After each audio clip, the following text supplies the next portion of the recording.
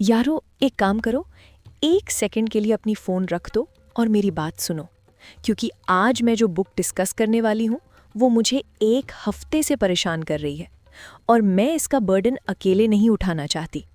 ये कोई simple dark book नहीं है, ये कोई ओह स्पूकी थ्रिलर था वाली चीज़ नहीं है। ये एक ऐसी बुक है जो आपको किसी सीरियल किलर के दिमाग के अंदर ले जाती है और वहाँ इतनी अच्छी तरह से सेटल करा देती है कि आप रियलाइज़ ही नहीं कर पाते कब आप उसकी बात सुनने लगे। और जब आप रियलाइज़ करते हो तब जो फीलिंग आती है वो रीडिंग से ज़्यादा अनकंफर्टेबल होती है। बुक का नाम है द एंड ऑफ एलिस। चलिए शुरू करते हैं।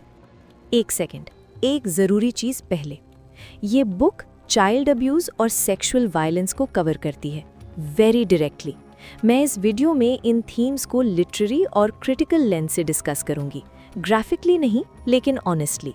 अगर आप इन टॉपिक्स के बारे में पर्सनली सेंसिटिव हैं, प्लीज़ अपना जजमेंट यूज़ करें, स्किप करना बिल्कुल ओके है। और ये वीडियो सिर्फ अडल्ट्स के लिए है, दैट्स इट।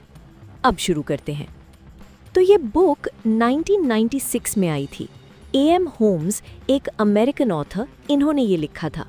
और यारो, 1996 में जब ये नॉवल रिलीज़ हुआ, लोग पागल हो गए। अमेरिकन बुक सेलर्स ने इसे शेल्फ से हटा दिया, क्रिटिक्स ने कंडेम किया, एक ग्रुप ने बैन की मांग की। और फिर भी डेकेड्स बाद ये बुक कंट्रोवर्शियल लिटरेरी मास्टरपीसेस की लिस्ट में है। ऐसा क्यों? क्योंकि A.M. होम्स ने कुछ ऐसा किया जो ऑनेस्टली बहुत कम राइटर्स करने की हिम्मत रखते हैं। उन्होंने एक पेडोफाइल को वॉइस दी, पूरी लिटरेरी इंटेलिजेंट वॉइस।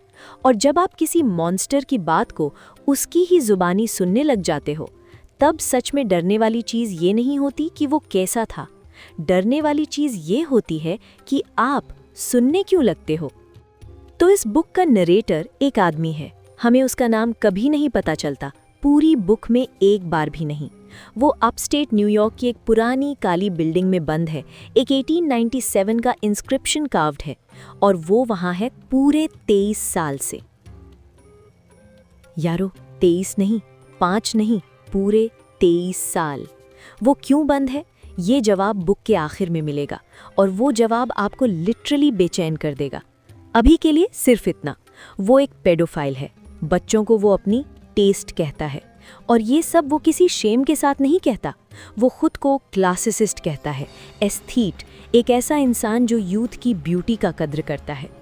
और यहाँ पर मुझे पॉज करना पड़ा था जब मैं पढ़ रही थी, क्योंकि वो इतनी पॉलिश लैंग्वेज यूज़ करता है, इतने लिटरेरी रेफरेंसेस देता है, इतनी स्मूथ रिदम में बोलता है कि 1 सेकंड के लिए, सिर्फ 1 सेकंड के लिए आप सोचते हो क्या ये सच में एक इंटेलिजेंट पर्सपेक्टिव है, और फिर आप खुद पर झुंझलाते हो, क्योंकि नहीं, वो एक अब्यूज़र है, एक मर्डरर है और होम्स चाहती हैं कि तुम एग्जैक्टली वही डिस्कम्फर्ट फील करो।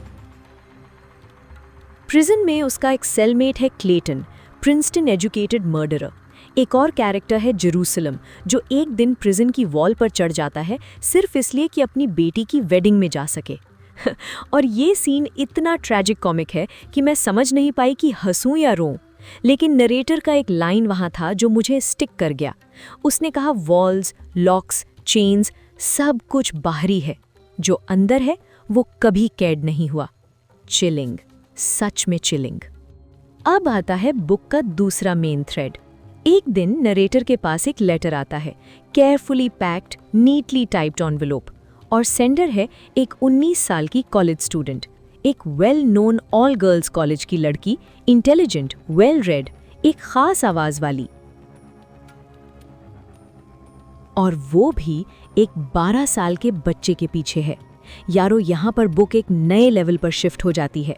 ये लड़की, जिसका नाम भी हमें कभी नहीं पता चलता, समर में अपने वेस्टचेस्टर न्यूयॉर्क के सबर्बन घर में आई है और वो 2 सालों से अपनी नेबरहुड के एक 12 साल के लड़के को ऑब्जर्व कर रही है।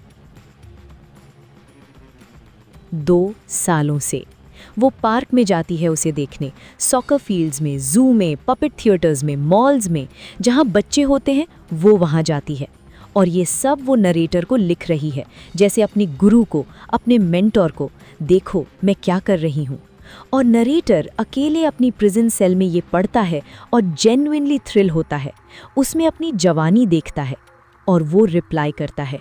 ये लेटर एक्सचेंज ये पूरी बुक का सबसे अनकंफर्टेबल हिस्सा है, क्योंकि वो दोनों एक दूसरे को वैलिडेट करते हैं, एक दूसरे समझते हैं।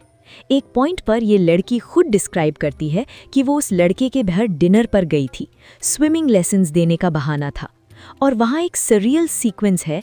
किचन में टोस्टर ओवन में आग लग जाती है, वो बुझा देती है। फादर कार के नीचे काम कर रहा है, वो हेल्प करती है। बच्चा किडी पूल में गिर जाता है, वो उसे बचा लेती है। हम अगर इसे आउट ऑफ कॉन्टेक्स्ट देखें तो ये एक हेल्पफुल नेबर गर्ल लग रही है ना, लेकिन होम्स हमें पूरी पिक्चर दिखाती हैं। हर हेल्पफुल एक्ट के पीछे एक कैलकुलेटेड मूव था। वो क्लोजर आ रही थी सिस्टमैटिकली। ये एक ऐसा ऑब्जर्वेशन है जो मुझे जेन्युइनली डरा गया, क्योंकि इस तरह की मैनिपुलेशन वो हमेशा केयरिंग फेस के साथ आती है। अब आता है इस बुक की सोल, एलिस।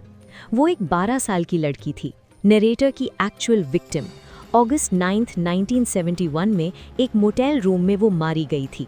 वो बुक में डायरेक्टली नहीं आती, वो आती है फ्लैशेस में, मेमोरीज में, नरेटर की फ्रैगमेंटेड डे ड्रीम्स में।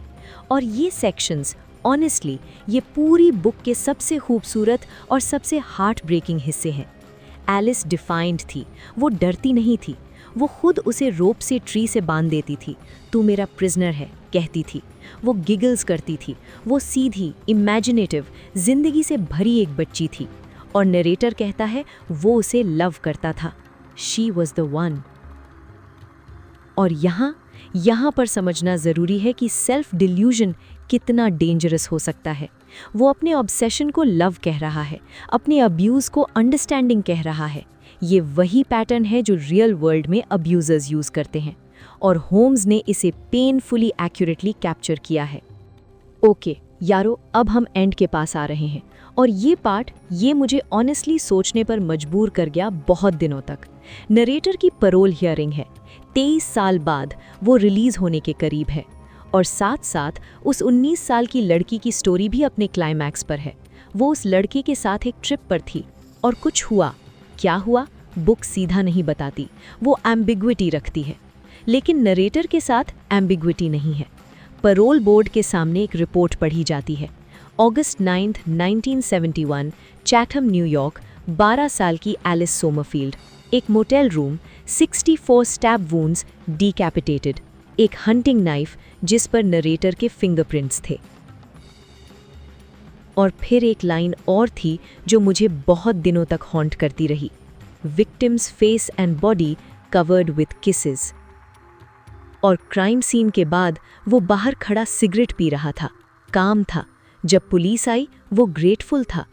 और पैरोल कमेटी रूम में जब वो एलिस की फोटोग्राफ्स देखता है, वो ब्रेक डाउन करता है, रोता है, कंप्लीटली फॉल अपार्ट करता है।